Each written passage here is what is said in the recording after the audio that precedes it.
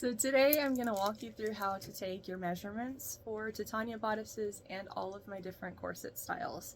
You're going to need a few supplies. First, a pen and a piece of paper. Write today's date on it, and I'm going to post a picture of all the different measurements we're going to take so that you can copy that or print it or whatever and use it as a template so that you just have to enter numbers for the whole list. Next step, a piece of ribbon or string. This is just plain old twill tape. We're going to use this. It needs to be long enough to go around your waist and tie like in a bow. We're going to use this first to find your waist and leave it tied, and that's going to be our reference point for everything else that we take. Lastly, and most importantly, you're going to need a plain old cloth flexible measuring tape. This is just a plastic coated cloth one I got off Amazon for like $4. If you do not have one of these, you can use another piece of ribbon and a yardstick or a hardware tape measure. Just measure with the ribbon and then compare to that. And you can still take your measurements without one of these. Last thing to note, if you have a flexible cloth measuring tape and you've had it for a while, especially if you've been using it to take tight measurements, double check it against something else like a yardstick and make sure it's still accurate. When I was vending, I had to replace these pretty much every year because they stretch over time.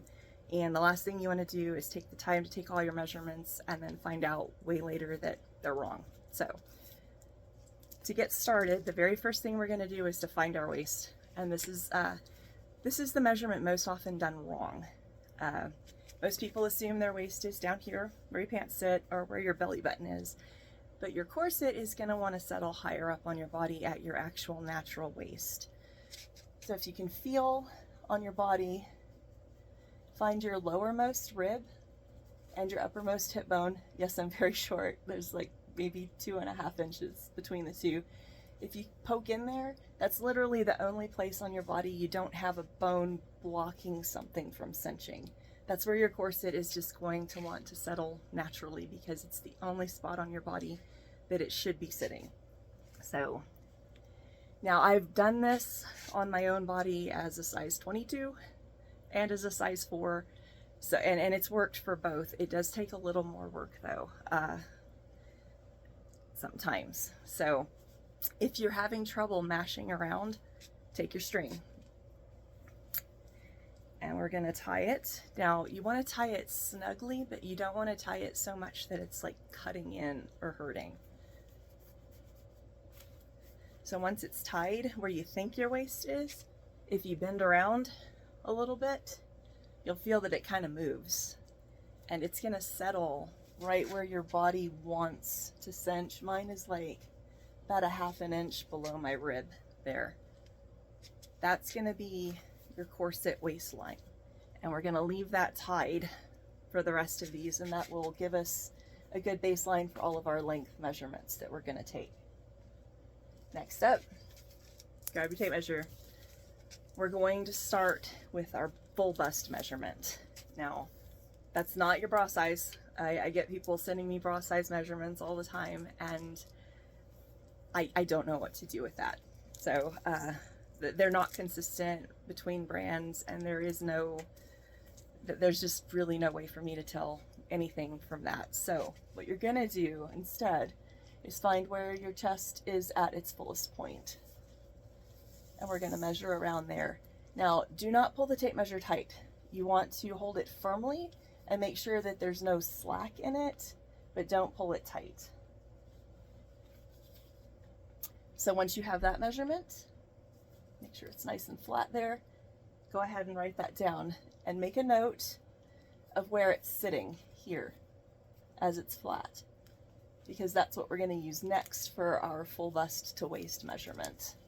Now, don't ever take your bust to waist measurement over your chest at its fullest. That's going to make it way longer than it should be, and it's going to throw all of the patterning off, so don't do that. We'll start with the point we just took there and measure down to our waist there. That's your full bust to waist measurement. Mine's like 6 1/4 because I'm really short.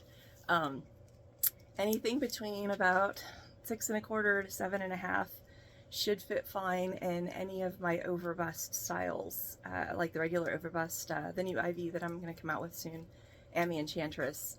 That should be a good measurement. If you're longer than that, make a note of that for me, because you probably need a length adjustment. That measurement right there will also help me make sure that your overbust corset isn't too high, because you don't want anything poking up like here. That's really uncomfortable. It's got steel in it. That's not good. So, all right, we got full bust. Now, if you're measuring for a Titania or a corset and you think that you are particularly squishy, and you want to make sure that you get the right size, you can also do that measurement again, but take it tightly. Now, if you don't have to do this. This is a completely optional one. All you need is your actual measurements to compare to the chart. But if you've done this a long time and you want to make sure you have the right amount of lift and squish, then you can take this one too. This one's harder to see. All right, so write that one down next. Next up, we're going with our shoulder to rib cage. So your shoulder, you're gonna have like a little bone poking up here. Like when you raise your arm, it's right above where you get the little indentation. That's your shoulder point that we're gonna be using for all of our length measurements. Now for Titanias, you need to know how long the bodice is gonna be on your body. So you're gonna feel around for the bottom of your bra band, okay? And we're gonna measure from our shoulder down to that. You can do this in the front and in the back. I'm just gonna do it in the front for this. So that'll give you a reference of how long you are, so that when you put the bodice on, you can see how long it's gonna fall on your torso. Next up, we're gonna do rib cage. So that's gonna be right around here, right underneath where your bra band sits.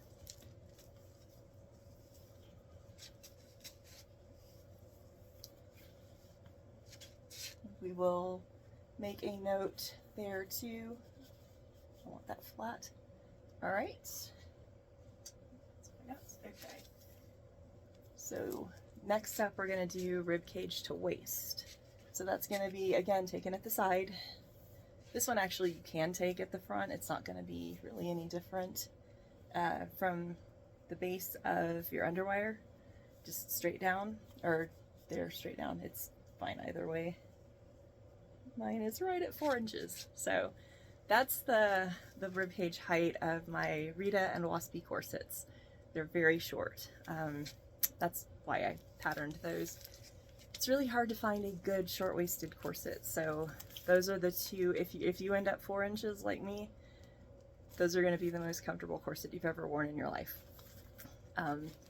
Now, if you're higher, you can go with other corset styles. I can also get away with wearing the regular underbust. That one is 4.5 inches higher than your waist, but the long line is 5 inches, and for me that's like way up here, and it's just not a very flattering fit. So you're going to use that length measurement to look at the different corset styles and figure out which one will work best for your torso. Now, the Rita and the Waspy are 4 inches. The regular underbust is 4.5, and it has more of a point to the front. The others are all kind of more curved. And then the long line comes up to 5 inches. Now we'll talk about the hip length of all of the others in just a minute. Next measurement we're going to take is your waist. So we've already done the work and figured out where this one is. Now do not pull your tape measure tight. Hold it firmly, but don't pull it tight. There we go. And now, if you want to take the tight one, you can take the tight one also. So the way that corset sizes work, if you're just doing a really quick method of measuring just the waist, is take your tight measurement, subtract 2 inches from that for the back gap, and that's pretty much about what's going to be good for you. That's what we do at events just to make it way faster. But all of these other measurements will tell you how each size will fit on your ribs and hips, which are really, really important. So if you've got the time, take them all. But you can just take tight waist. See how tight you'll squish. And then you take like 2 or 3 inches off from that. and that's what you're going with. Now, you've got your waist marked here. Upper hip is tricky because it's going to be different for each of the different corset styles you might be measuring for. The Waspies and the Enchantresses are 4 inches below the waist, which is right there. So for Waspies and Enchantresses, that's my measurement point.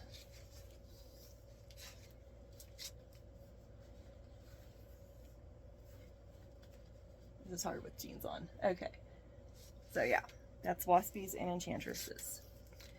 Regular underbusts, regular overbusts, and the new Ivy corset are all 4.5 inches from the waist. So those will be, and these are going to be subtly different. You're not going to get like 2 or 3 inches difference as you go down because it's only a 1/2 inch. You'll probably only get a 1/2 inch to an inch, 1.5 inches maybe, as you go down. But the measurement will increase as you go. So that one, yep, mine's about an inch larger there. Then for the long line and the Rita, those are 5 inches down below the hip, so, or below the waist. There's a rivet there. All right. Yep. All right. So write that down. Now, if you're positive you're never going to wear a long line, like me, I will never wear a long line. I don't even generally bother taking that measurement. But if you like the added length there, then that's a really good style. And that's why I did the Rita corset, because sometimes if you have a short waist, you still want a little more coverage over the hips. So that's a great option for that one. Now, you've got all of these measurements. We're going to talk very briefly about how to use those to determine your size. With the Titania bodices, I have patterned them to actually have a little side gap. I came up with that design back when we were doing a really hot festival in Oklahoma, and it just seemed like a great idea to have a little bit of ventilation on the sides. So the pattern actually fits better if you have a little bit, maybe like 1/2 inch to an inch. You can have more, but that's a good starting point for side gap.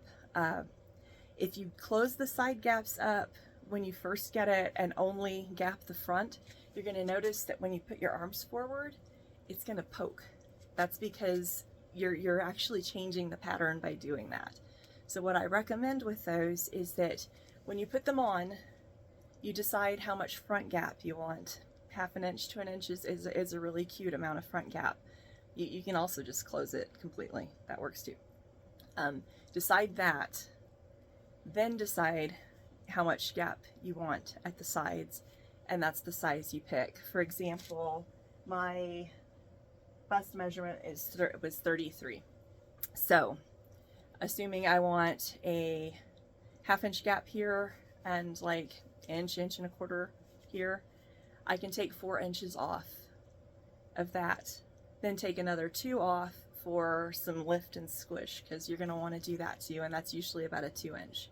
So we're looking at 33 minus, say, 3 inches for gaps and 2 inches for lift. So that's a 28. So I can wear the size small or small medium. I prefer the small medium. Just so basically, take your measurement, take off whatever you want for lift and whatever you want for gaps, and then look at the actual garment measurement, and that's going to give you a good idea. Now the trick with rib cages though is that your ribs don't squish. I mean, you're going to get lots of lift and squish in your chest and your waist. Your ribs, they don't move. So any gaps that you want need to be added onto your actual rib measurement. Like mine's 28. So a bodice with 28 will pretty much just close completely on my ribs. Yeah. So moving on to corsets, same holds true with your ribs and your hips on corsets.